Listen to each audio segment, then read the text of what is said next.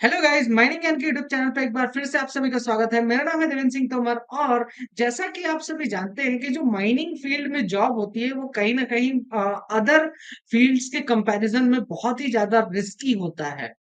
और इस फील्ड में जो एग्जीक्यूटिव्स होते हैं, इनका अपना ही एक मेजर रोल होता है, जहां पर ये पूरा का पूरा माइंस अकेले संभालते हैं या माइंस का एक पार्ट खुद से संभालते हैं, जिसमें कि बहुत सारी चीजें उनको देखनी पड़ती हैं। चाहे वो फिर इलेक्ट्रिकल डिपार्टमेंट का हो माइन या फिर माइनिंग डिपार्टमेंट का हो, चाहे मैकेनिकल डिपार्टमेंट का हो, हर एक फील्ड में इनका जो है तो नजर रहता है, क्योंकि ये सेफ्टी पे सबसे ज्यादा इनका फोकस रहता है। तो आज के इस वीडियो में हम इसी चीज के बारे में डिस्कस करेंगे। बेसिकली कोल इंडिया के जो एग्जीक्यूटिव्स हैं, इनके द्वारा बहुत दिनों से एक रिकमेंडेशन दिया जा रहा था कि हमारी सैलरी को बढ़ाया जाना चाहिए, जिसके रिगार्डिंग मिनिस्ट्री ऑफ कोल ने एक कमेटी का गठन किया था। तो उसमें क्या बातें कही गई है, क्या रिकमेंडेशंस दिया गया है यहाँ पर, ये सब चीजें हम देखेंगे। इसके साथ ही ये इतना जरूरी क्यों है, आखिर इनकी सैलरी बढ़ाना या पे स्केल में रिवीजन कराना इतना जरूरी क्यों हो जाता है, हम इस चीज के बारे में भी देखेंगे। तो वीडियो का एंड तक जरूर देखें। तो देखिए, सबसे पहले तो हम देखते हैं कि यहाँ पे क्या रिकमेंडेशंस वगैरह बोली गई हैं कि आखिर कोल इंडिया में क्या जितने भी एग्जीक्यूटिव्स हैं उनकी सैलरी में अपग्रेडेशन होना चाहिए। बेसिकली यहाँ पे ये बोल रहा है कि जो अदर महारत्न सीपीएसईज हैं, को आपका basically central public sector enterprises, इन महारत्न सीपीएसईज में बेसिकली जो सैलरी दी जाती है, तो कोल इंडिया और उसके सब्सिडरीज में जितने भी एग्जीक्यूटिव्स हैं उनके पे स्केल में भी उसी प्रकार से अपग्रेडेशन होना चाहिए। जिसके लिए यहाँ पे मिनिस्ट्री ऑफ कोल के द्वारा एक हाई लेवल की कमेटी का गठन किया गया, बेसिकली जहां पे ये बात कही गई कि चलो अब कोल इंडिया के जितने भी एग्जीक्यूटिव्स हैं और उसके सब्सिडरीज हैं उनमें सभी का पे स्केल में अपग्रेडेशन करना है। लेकिन उस पे स्केल में अपग्रेडेशन किसके हिसाब से किया जाएगा, जो अदर महारत्न सीपीएसईज हैं उनके तरह ही इसको भी बनाया जाएगा। अब इसके लिए जो कमेटी का गठन किया गया, उसके जो चेयरमैन थे भवानी प्रसाद पति थे, पति हैं basically, joint secretary basically MOC के, एंड अदर सब्सिडरीज जैसे कि सीआईएल, एमसीएल और एनसीएल के एचआर डायरेक्टर्स को भी यहाँ पर रखा गया था कमेटी में। ठीक है। अब इसमें ये भी हुआ कि भाई जो भी डिस्पैरिटी आ रही, डिस्पैरिटी पे में, डिस्पैरिटी का मतलब क्या हो रहा है कि भाई यहाँ पे कोल इंडिया के एग्जीक्यूटिव्स के सैलरी जो बनती है, या फिर मैं बोलूं एक सिंपल सी बात बोलूं कि जब इन लोगों का रिक्रूटमेंट होता है तो उस समय इनका जो स्टार्टिंग होता है 40,000 देता है। ठीक है। वहीं पे अदर सीपीएसईज में या पब्लिक सेक्टर कंपनीज में वहां पे 60,000 देता है। ठीक है। तो ये जो एक डिस्पैरिटी आ रही है कि भाई यहाँ पे तो 40 है और यहाँ पे तो ज्यादा मिल रहा है, 40-60 हजार मिल रहा है, तो बेटर तो ऑप्शन ये हुआ सबके लिए। ठीक है। तो ये इस चीज में डिस्पैरिटी इसी को बोलते हैं। तो यहाँ पे honourable high court of Madhya Pradesh ने भी कहा कि भाई आप 7 अप्रैल 2025 को इसने कहा कि 8 हफ्ते के अंदर अपना पूरा मैटर सुलझाइए। अब हुआ ये कि भाई यहाँ पर मीटिंग्स हुई बहुत तरीके से, वर्चुअल और फिजिकल तरीके से, हर जगह की मीटिंग्स हुई, जहां पे अलग अलग जो सीपीएसईज थे उन सभी से इंफॉर्मेशन गैदर किया गया, चाहे पावर हो, चाहे पेट्रोलियम एंड नेचुरल गैस हो, माइंस एंड स्टील हो, सभी से। ठीक है। और जो सीआईएल का एग्जिस्टिंग पे स्ट्रक्चर था, उसका कंपैरिजन एनटीपीसी के पे स्ट्रक्चर से, ONGC, IOCL, GAIL, SAIL, NALCO, NMDC, MECON and MSTC और बाकी के अदर सीपीएससी से कंपेयर किया गया। अब इसमें जब कंपैरिजन किया गया तो यह पाया गया कि भाई आपका जो रिकमेंडेशन था ना, उसमें पूरा ये डिटेल दिया गया कि भाई आपके यहाँ पे जो की फाइंडिंग्स थे क्या थे, कि सीआईएल एग्जीक्यूटिव्स का जो लास्ट मतलब पिछली बार जो पे रिवीजन हुआ था, पे स्केल में रिवीजन हुआ था, वो 1 जनवरी 2017 को हुआ था। अब बीच में किसी भी प्रकार का ना एडजस्टमेंट हुआ, और बाकी सीपीएसईस में जैसे रेगुलर बेसिस पे फ्रिक्वेंट तरीके से रिवीजन होता रहता था, उस टाइप का रिवीजन यहाँ पे नहीं हुआ। इसके साथ ही दूसरा पॉइंट ये बोला गया, इनके द्वारा रखा गया कि भाई जो एंट्री लेवल पे है एग्जीक्यूटिव्स का, अदर कंपनीज में, अदर सीपीएसईस में 60,000 है, और यहाँ जो कि एक कॉमन स्टार्टिंग फिगर है अदर सीपीएसईस का, लेकिन सीआईएल में ऐसा नहीं है। सीआईएल में इसको 40 रखा गया है। ठीक है, 40K रखा गया, ये यहाँ पर बोला गया। इसके साथ ही जो वेजेस और पे स्केल्स का रिवीजन है, नॉन एग्जीक्यूटिव्स का आपका 5 साल में होता है, लेकिन एग्जीक्यूटिव्स का वही चीज 10 साल में होता है।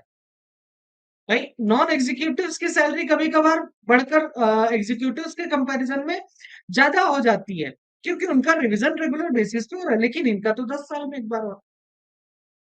तो यहाँ पे ये बोला गया कि भाई जितनी भी सीपीएसईस है, वो सबकी सब एक हायर पे बैंड मेंटेन करके रखती हैं, जो डायरेक्टली रिक्रूटेड एग्जीक्यूटिव्स होते हैं उनके लिए। इसके साथ ही मल्टीपल पे स्केल्स होते हैं अलग अलग ग्रेड के लिए, और उनमें भी ये लोग क्या करते हैं, हायर बैंड रखते हैं मल्टीपल पे स्केल्स के लिए भी, अदर अदर ग्रेड्स के लिए। इसके साथ ही और भी चीजें मेंटेन की जाती है, जो उसका रिवीजन रेगुलर बेसिस पे होता है। ये की फाइंडिंग्स थे, और यहाँ पे नहीं होता है। तो रिकमेंड क्या किया गया, अब रिकमेंड ये किया गया कि भाई एक काम करिए, प्रपोजल ये दिया गया कि जो सीआईएल एग्जीक्यूटिव का पे स्केल है, ठीक है, उसको जो है तो अदर महारत्न सीपीएसईस के तरह ही इसको एकदम उसी के लेवल पे ला दिया जाए। एंट्री लेवल का पे स्केल 60,000 से 1,80,000 कर दिया जाए, और जो पीरियोडिक वेजेस या फिर पे स्केल का रिवीजन है, वो हर कैटेगरी का एक बराबर होना चाहिए, सिंक्रोनाइज हो जाए, सभी का एक बराबर कर दो। ठीक है, अलग अलग क्यों करके रखा हुआ है। ठीक है, उसके साथ ही जो डिपार्टमेंट ऑफ पब्लिक एंटरप्राइजेस है, ठीक है, उसको रिवीजन करने के लिए, उसके लिए एक गाइडलाइंस इशू किया जाए कि कैसे जो है तो इन लोगों के पे स्केल में रिवीजन किया जाएगा समय समय पे। ठीक है, अब इसमें ये बोला जा रहा है कि जो भी इसके साथ ही एक गारंटी भी दिया जाए कि जो पे आप फिक्स कर रहे हैं या जो प्रोसेस है, उसके कारण कभी भी किसी भी एम्प्लॉयज को फाइनेंशियल तरीके से लॉसेस ना हो। ठीक है, या फिर गेन्स अलग से ना हो कि यार कुछ एक्स्ट्रा मिल जा रहा है। ठीक है, वो सब चीजें देखी जाएंगी। अब ये सब रिकमेंडेशंस दिया गया, लेकिन अब सवाल ये उठता है, ये इतना जरूरी क्यों है? आखिर क्या जरूरत है इस चीज की? भाई गवर्नमेंट जॉब तो बहुत सब कहना कि गवर्नमेंट जॉब तो ऑलरेडी कर रहे हैं, सैलरी तो ऑलरेडी आ रही है, अब क्या ही चाहिए? इतने सारे इन लोगों को वो दिया जाता है, बेसिकली अलग अलग इन लोगों को चीजें, हर चीज का पैसा मिलता है, तो आखिर इसकी जरूरत क्यों है?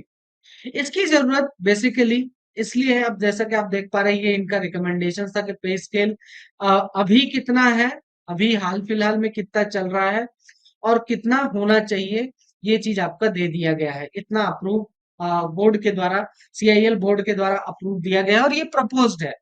ठीक है, तो E1 से लेके हर एक ग्रेड के लिए इन्होंने बता दिया है कि इतना इतना होना चाहिए। इसी को बोलते हैं मल्टीपल पे स्केल्स इन्होंने बनाए हैं। ठीक है, अलग अलग ग्रेड्स के लिए। अब इसका इंपॉर्टेंस की बात करते हैं, तो इंपॉर्टेंस में बेसिकली इससे ये होगा कि जो सीआईएल के एग्जीक्यूटिव्स हैं, अदर एनटीपीसी, भाई वो एनटीपीसी के एग्जीक्यूटिव से मिलेगा, या ओएनजीसी का, या आईओसीएल, या गेल, या सेल, अगर सेम लेवल का एग्जीक्यूटिव है, तो वहां पे सीआईएल के एग्जीक्यूटिव्स को आप भी समझते हैं कि कहीं ना कहीं कम सैलरी है, तो एक as a same level treat हो सकता है ना किया जाए। ठीक है, तो इसके लिए भी दूसरा, आपका ये जो लोअर पे का एक डिससेटिस्फैक्शन उनके दिमाग में होगा, तो उसको रिमूव करेगा। ठीक है, जिससे कि वो उनके बराबर काम भी करेंगे, जो वर्क का डिमांड है उसके हिसाब से उतना ही ज्यादा काम भी करेंगे। ठीक है, इसके साथ ही स्किल्ड फोर्स, वर्क फोर्स को मेंटेन करना, रिटेन करना, ये भी एक जरूरी चीज है। भाई होता क्या है कि जो ट्रेंड एग्जीक्यूटिव्स हैं, इसको कोल इंडिया इतना खर्चा करता है, इतने ट्रेंड एग्जीक्यूटिव्स देता है, सबको सबको एक्सपीरियंस होता है। ठीक है, फिर वो क्या करते हैं, एकाएक अदर पीएसयू उसमें चले जाते हैं, प्राइवेट माइनिंग कंपनी से अच्छा ऑफर आ गया, वहां से चलेगा, क्योंकि भाई वो हायर सैलरी दे रहे हैं। ठीक है, तो इससे क्या है कि भाई कोल इंडिया ने इतनी मेहनत करके सिखाया, पढ़ाया, लिखाया, बड़ा किया, और आखिरी में इनका वहां पर जाना कहीं ना कहीं सही नहीं है। ठीक है, तो उनको रिटेन करके रखना कोल इंडिया की भी जरूरत है। भाई स्किल्ड वर्कर है, आप अगर उसको कहीं छोड़ के चला जाता है, तो फिर आपको फिर से नया रिक्रूटमेंट करना पड़ेगा, उसको फिर से सिखाना पड़ेगा। नया रिक्रूटमेंट तो ठीक ही ठीक है, सिखाना पड़ेगा। तो इससे क्या होगा कि भाई लंबे समय तक टिकने के लिए एक मोटिवेशन का भी काम करता है। अब इसमें सबसे बड़ी बात यह है कि कोल इंडिया, जैसा कि आप सभी जानते हैं कि माइनिंग का जो इसमें काम है, वो ऐसी-ऐसी सिचुएशंस में है, ऐसी-ऐसी लोकेशंस में वर्कर्स काम करते हैं या एग्जीक्यूटिव्स जाकर वहां पे काम करते हैं जहां पे किसी प्रकार की सुविधाएं तक नहीं होती हैं। इन लोकेशंस पे काम करना, इसके साथ ही वो जो एक अंडरग्राउंड का हज़ार्डस कंडीशन है, ओपन कास्ट की जिस टाइप की कंडीशंस होती हैं, मतलब कि बहुत ही ज़्यादा माइनिंग फील्ड, उसमें भी कोल माइन्स इतना ज़्यादा रिस्की हो जाता है अदर पीएसयूज़ के कंपैरिज़न में कि ये जो इनको हायर पे अगर दिया जाएगा तो वो जस्टिफिएबल होगा। भाई उनके जो रिस्क जो उठा रहे हैं उसके लिए एक रिवार्ड की तरह काम करेगा, एक बैलेंस मेंटेन करेगा। इसके साथ ही जो रिक्रूटमेंट होगा, तो आजकल क्या होता है कि जब रिक्रूटमेंट होता है तो बहुत से लोग वेदांता चले जा रहे हैं, प्राइवेट फर्म को यहाँ पे कंसिडर करते हैं या एनटीपीसी में चले जाते हैं, एनएमडीसी में चले जाते हैं। बट कोल इंडिया को कहीं न कहीं प्रेफर नहीं करते हैं, जो एकदम मतलब हायर टैलेंट होता है। तो यहाँ पे क्या है कि कोल इंडिया कहीं न कहीं अदर सीपीएसईज़ के कंपैरिजन में कॉम्पिटिशन से बाहर हो जाता है, ठीक है? भले कोल इंडिया फ्यूअर और इर्रेगुलर वैकेंसीज देता है, ठीक है? व्हेनेवर इट डज़, ठीक है? लेकिन जो पे पैरिटी है बेसिकली, वो टॉप टैलेंट को अट्रैक्ट करने का काम करता है। तो इंजीनियर्स में भी एक कॉम्पिटिटिवनेस आ जाती है भाई, सब एक बराबर है। सबको ये होता है कि भाई चलो यहाँ पे जॉइन करेंगे हम, एक कॉम्पिटिशन की भावना भी क्रिएट होगी। ये नहीं होगा कि अरे कोल इंडिया है तो हम छोड़ के वहाँ पे चले गए, ऐसा कुछ नहीं होगा, ठीक है? वेज रिवीजन साइकिल में एक कंसिस्टेंसी आएगी इससे, है ना? तो रेगुलर बेसिस पे फेयरनेस और कंसिस्टेंट तरीके से रेगुलरिटी एक आ जाएगी कि भाई रिविजन्स रेगुलर बेसिस पे हो रहा है। और सबसे बड़ी बात, मोराल जो है तो जो डाउन हो जाता है कोल इंडिया के एग्जीक्यूटिव्स का, उसको बूस्ट करने का काम करेगा। वो एफिशिएंट तरीके से काम करेंगे एग्जीक्यूटिव्स।